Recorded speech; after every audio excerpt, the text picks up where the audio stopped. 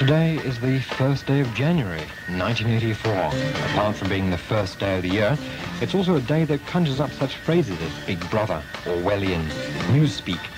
It's a shame George Orwell isn't here to give us an opinion as to how close he feels that we have come to the society he portrayed in his now famous novel, 1984. Someday they won't let you. Now you must agree. The times they are a-telling and the changing isn't free.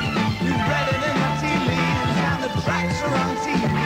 Beware the savage shore of 1984.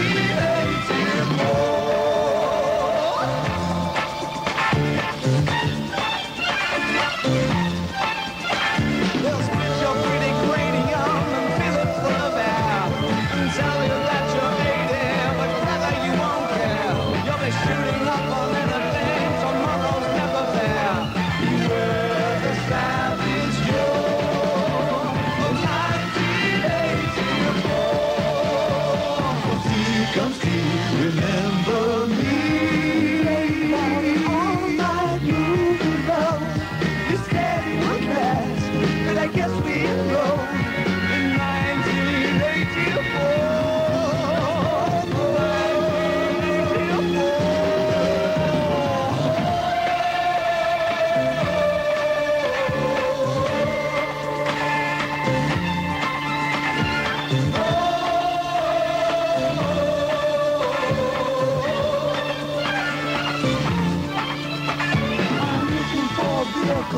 I'm looking for a ride, I'm looking for a party, I'm looking for a side, I'm looking for the treason that I knew in 65. Beware the savage shore of 1984.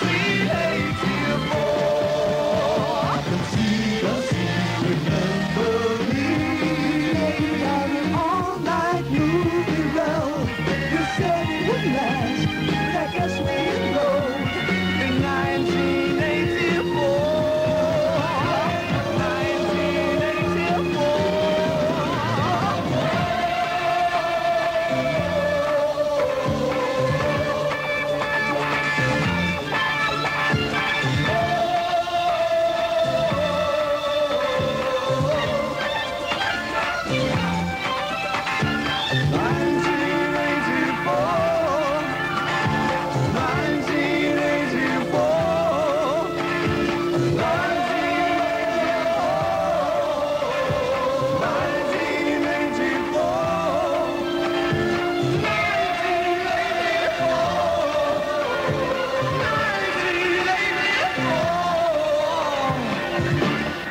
'What is 1984 all about? The novel was written just after the Second World War and is set in Oceania, which is modelled on England's capital, the bomb-battered London city in the mid-40s. The book is the tale of the efforts of one man, Winston Smith, who tries to break out of the control of the system and be free. He's a minor bureaucrat in the totalitarian state of Oceania, which is in constant war with the world's two superpowers, Eurasia and Eastasia. To the people, the relationships and degree of hostilities is portrayed as being in a constant state of flux, thereby keeping the citizens whipped into a state of frenzy. Winston works at the Ministry of Truth, where history is constantly changed to fit the party line, and where a highly simplified language called Newspeak is being evolved. His job is to rewrite old newspaper stories to ensure that history conforms to current ideologies. When Newspeak is applied, men will no longer have the words to express independent thoughts. Then they will accept without question the process of doublethink, by which the party sustains all its apparent contradictions, summed up in the three ruling slogans of Oceania: war is peace, freedom is slavery, ignorance is strength. Privacy has vanished. Waking and sleeping, Winston and all the citizens are observed by two-way telescreens. Posters proclaim Big Brother is watching you. Winston commits two dreadful crimes against Oceania. Firstly, a thought crime, down with Big Brother. And secondly, he begins a love affair with a co-worker at his office. Needless to say, Winston and his girlfriend are hauled off to the Ministry of Love, where they are endlessly tortured. Then finally to room 101, where Winston's worst fear has been made ready by his interrogators. Slowly, a wire cage holding a rat is pushed towards his face. He begs that this punishment be inflicted on his former lover instead. This betrayal eliminates the last trace of integrity. He has become a good party member. George Orwell was a political writer whose books were neither fiction or non-fiction. In fact, Orwell was christened Eric Arthur Blair, born in June 1903 in India during the days of the British Empire. He was sent to England, where he won a scholarship to Eton, one of England's highly regarded schools, where it is said he idled his way through 4 years before going to Burma as a policeman. It is there that he formed his strongly anti-racist views. After resigning his commission, Orwell went to France, where he lived in the poor quarter of Paris, washing dishes and odd jobbing, also completing Down and Out in Paris, a look at the seamier side of Parisian life. It was at this point that he changed his name to Orwell, so as not to embarrass his parents, should they read his book. Shortly afterwards, Generalissimo Francisco Franco of Spain attempted to topple an existing elected left-wing government, which led to civil war. Well, Orwell couldn't pass up the chance to see democracy standing up to fascism, or so he thought. He recounted his odyssey in Homage to Catalina, where he joined a local militia group which was fighting Franco in collaboration with the government. Suddenly, Orwell and his colleagues were being called fascists by the government. Very quickly, their brand of communism was no longer acceptable with Moscow or Madrid, and he was lucky to escape with his life. As a result of his experiences, he became concerned with how the communists were exploiting the situation in Spain in the interests of Soviet foreign policy. Also, he was aware of not only the physical atrocities that the Soviets were perpetrating on their opponents, but also the systematic attack on historical truth. He found whole areas of Russian history being rewritten, and men like Trotsky, who had played a substantial role in the Russian Revolution, for whatever reasons, having fallen out with Stalin, were being dropped from the records as if they had never existed, or being accused of acts they had never committed, and being portrayed as villains. It was these insights which led to that highly read book, Animal Farm, where the animals chase off the humans and adopt a doctrine of all animals are equal, until the pigs changed that with the now well-known phrase, all animals are equal except some are more equal than others. The pig that finally takes over bears a more than fleeting resemblance to Joseph Stalin. Orwell's wife died in 1945, which left him feeling very lonely. This he very quickly remedied and was soon married again. By now he was beginning to realize the financial rewards of Animal Farm, which enabled him to devote the time to start writing 1984. Shortly afterwards he was to move to a remote island off the coast of Scotland, where he could finish 1984. Unfortunately, he lived only 7 months after its publication. He died 21st of January 1950. He lived long enough, however, to realize that his book 1984 was being misinterpreted. He made a statement shortly before he died. My recent novel is not intended as an attack on socialism or on the British Labour Party, but as a show up on the perversions to which a centralized economy is liable, and which have already been partly realized in communism and fascism. Orwell called his book a prophecy, not a prediction, but what could come true unless people were vigilant. Probably the most asked question is just how close are we to Orwell's vision? You'll have to judge for yourself, as everyone will have their own interpretation as to what implications, say, computers and computer paraphernalia have on our lifestyle.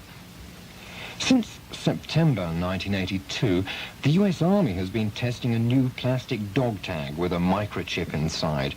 The chip can store a dazzling array of information about its wearer and will disgorge the information into a computer. The US Army may well use this as a replacement for the dog tag, and the natural progression from there would seem to be civilian life. After all, it would hold things other than your name and address, things like traffic convictions, tax status. The list would be endless. We all know that whenever the States adopt something, Canada is often not far behind.